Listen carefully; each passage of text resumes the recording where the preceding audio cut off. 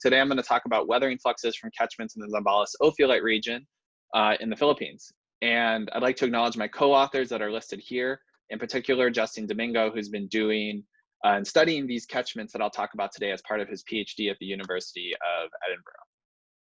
So the motivation for this work is to revisit regions with fast weathering rates at a much higher temporal resolution than previous data sets. And so these are a compilation from Dixon and von Blankenberg showing that the Philippine volcanic rivers are some of the fastest volcanic rivers in the world, fastest weathering rates in the world. And similarly, in a compilation from Lee et al. In 2016, you can see here, this is Indonesia and the Philippines, based on data from Shopka et al. In 2011. These are some of the highest CO2 consumption fluxes and area normalized moles per kilometer squared per year that we observe in our modern river discharge data sets. And so this is also the square I've just placed the Zambales Ophiolite value. It's just from the same data set from Shopka et al. In 2011 that we'll be comparing to later in the talk. So in terms of the regional setting, the Zambales Ophiolite is in a seasonal monsoonal climate. This is the ultramafic region in the orange, and you can see the sampling sites from Shopka et al., where they sampled 1 to 2 samples per catchment over mostly dry season samples. And this region is what we call a type 1 climate, where we have two pronounced seasons, a dry season from November to April and a wet season during the rest of the year.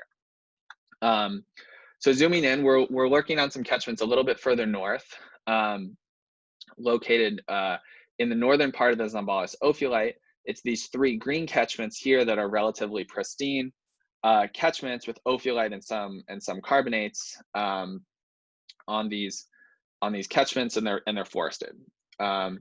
So these catchments are located on the older of the two sort of blocks that make up the Zambales Ophiolite complex. That's about Jurassic in age, and at the toe of the catchments, they are overlain with a little bit of siliciclastic and some carbonate insured. And so we'll use an inverse model to back out the carbonate component from the weathering fluxes that we observe. So what do we have? We have 14 months of monitoring from these 3 catchments from June to August of 2018 to August of 2019, where we had monthly sampling. The stream levels were recorded and then calibrated to discharge using manual discharge measurements. We've measured the oxygen and hydrogen isotopes of the stream waters, and also measured the weathering cations and trace metals, as well as the anions from these waters. Although I will note, we don't have in situ pH or alkalinity, field titration alkalinity at this time. So that'll be for some future work that we're planning to do. So I'll also show you results where I take this data and I run a Monte Carlo inverse model following Torres and Moon to basically calculate the silicate flux corrected for the rainfall and the carbonate components. And I will say we also have suspended sediments from this work that's part of Justin Domingo's PhD work. Okay, so looking at the hydrology, this is the wet season and the dry season noted here. This is our stage data, just the raw data. The orange catchment, PMB2, does go dry during the dry season in 2019.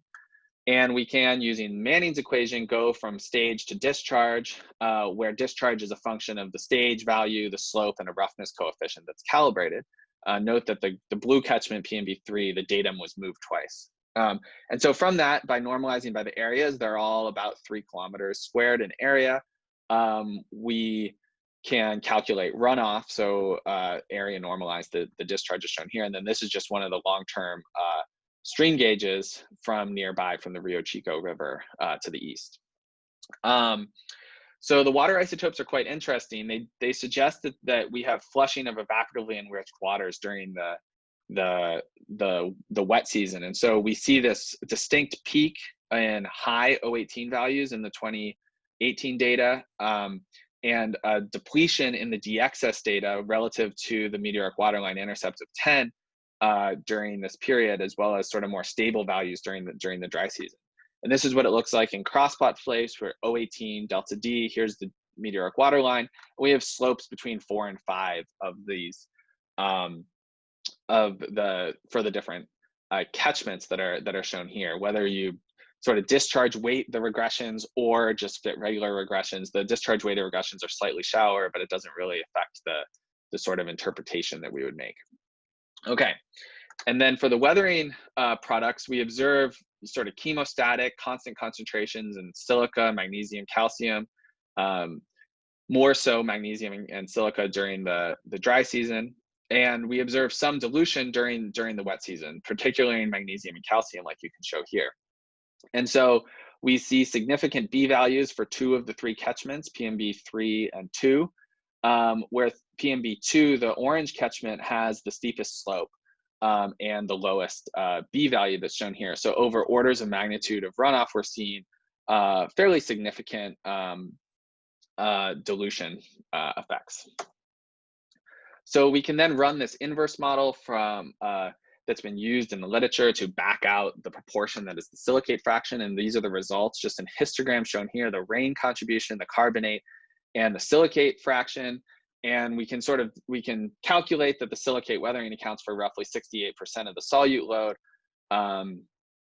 for the magnesium calcium solute load, and so we can, all of these data points that go into these histograms each have their own uncertainty. So we'll assign sample uncertainty from the inverse model as well as the discharge uncertainty from the Manning's equation that I show you when we calculate our fluxes on the next slide.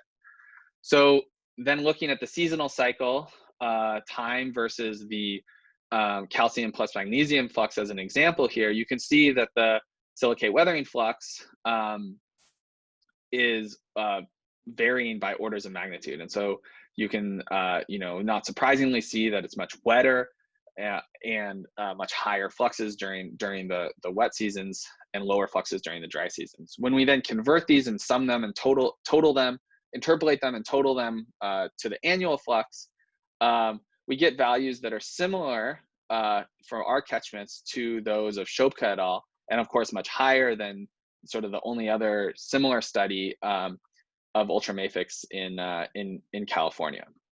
But remember that these the Shopka et al. Data were based on one-time sample measurements where you then scaled up the fluxes based on the annual discharge. And so I think here we've really accounted for the types of uncertainty that we would expect from the area normalized fluxes that we would calculate from these samples. Okay, so just to conclude, the stable isotopes indicate flushing of evaporative waters during wet season, and I think this explains some of the chemostatic concentrations during the dry months.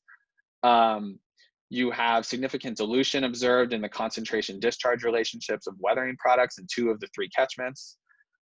Silicate weathering accounts for over 60% of cation load in a majority of the samples that we ran the inverse model on.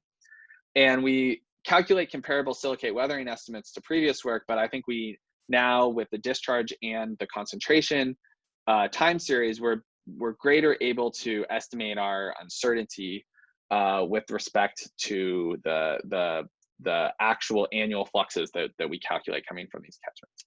So with that, I'd like to acknowledge our funding sources that are listed here, as well as the people here who have sort of contributed to my knowledge and discussion on this and sort of related topics. So thank you.